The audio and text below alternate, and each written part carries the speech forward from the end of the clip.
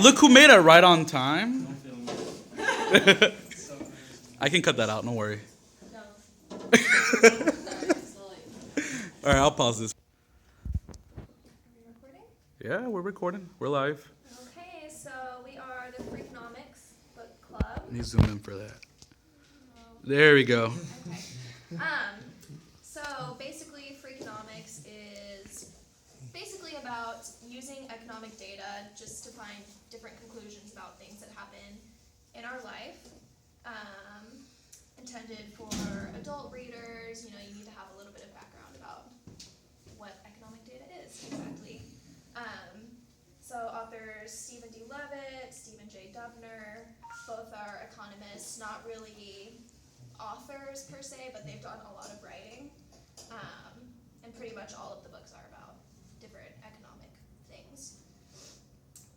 So basically, one thing that I thought was really interesting about the book was, so I read a lot about parenting, and basically people aren't good at assessing risk.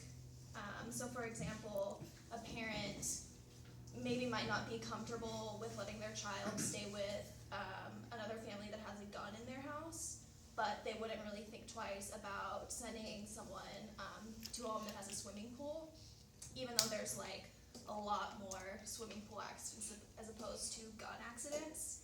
And that's because we can't really assess risk in like an economical way that makes sense. So yeah. Sure. I found the chapter where have all the criminals gone interesting. I like that what the authors do is they'll like make a point about something that you don't think relates, and then they'll just forget about it. They'll talk about it for a bit and just like stop talking about it, and then go into like the actual subject, like talking about criminals and like where they think they've gone.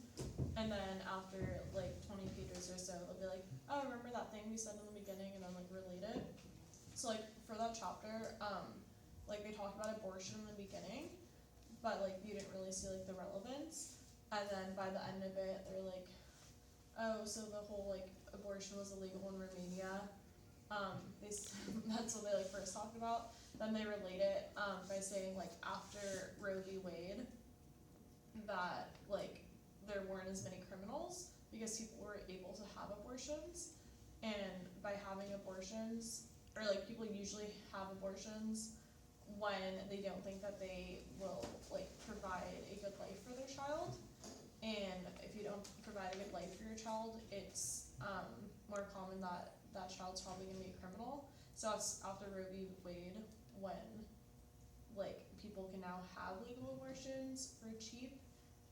It like I think that definitely explains why they're less criminals. I thought that was really interesting because that's like not something that you usually hear. You'll hear like more about like police strategies and so on, which was like also in here. But I think that was very interesting. Cool. Yeah, reading the book almost feels like it has a lot to do with behavioral science, but always, like she said, connecting it with economics. It's pretty fascinating in that it points out what kind of drives people to make certain decisions. Okay, so a lot of key points that this book makes are that incentives are the cornerstones of modern life, and that conventional wisdom is often wrong. Data should be used to show the truth. Dramatic effects often have distant causes, and experts use their informational advantage to serve their own agenda. And what I enjoy the most about reading this book is it makes you think more into like economic terms. So like what we like some of the chapters. My chapter was about why do drug dealers still live at home, and it gives you, this book helps go into depth.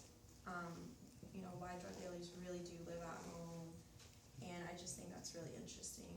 There's a lot of facts that you don't really take into consideration when reading. Overall, we really would recommend every one of you read it because it's a very short book. It's very brief. I think like 100 something, really interesting. The first chapter caught my attention instantly. It was something about sumo wrestlers versus teachers and why people cheat, incentives, and how people are born normally with, they don't like cheating. So if you just leave someone alone and they have the opportunity to cheat, they usually don't. But yeah, we would recommend you guys read this. It's really short. And it's a fun read too. It's Yeah. not like, It's not you know, boring at you're all. dreading it. Like, it's really interesting, and we found It's it. pretty Read it fun. pretty fast, You and can read it in a day if Yeah. you're free. Yeah, it's like, I mean, because it's like based on like real life situations, it's not like a dull economic textbook. It makes it a lot more like accessible Yeah. to read. it's very relatable. Applicable to daily lives. Yeah. Is that all? 4 out of 5, 5 out of 5, There's tons of 20 I out would of say 5, 5 out of 5. 5 out of I 5. would recommend. Cool. Is there a documentary too? Yeah, Yeah, There's a there's a documentary. There's some podcasts. There's a movie too. That's pretty cool. Well, that was Freakonomics. Yay!